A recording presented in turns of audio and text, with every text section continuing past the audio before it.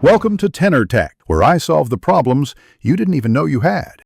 You start by confirming prerequisites so you don't chase the wrong issue. Check that your drivers and Windows updates are current, and make sure the GPU control panel uses the correct GPU. Once done, close overlays like Discord and GeForce Experience because they commonly cause a black screen. Disable background recorders too. Then run the game as administrator and try windowed or borderless mode immediately to bypass full-screen initialization errors. This often reveals whether the problem is rendering or a full-screen handshake. Now you dig into configuration.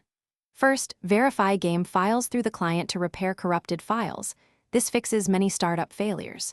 If files are fine, reset in-game graphics to low. This isolates whether a high setting triggers the black screen. Make sure to test, then slowly raise settings. Also go into your GPU control panel and set power management to prefer maximum performance and explicitly select the discrete GPU for the game, because integrated graphics can produce a black screen during startup. Finish by addressing runtime and driver layers since they're frequent culprits.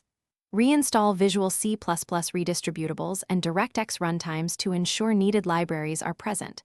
If the black screen persists, perform a clean GPU driver install using then install the latest stable driver. This eliminates driver cruft.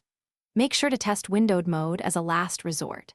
If nothing works, capture logs and a DXDiag report. This single troubleshooting tip, collecting logs, makes support faster.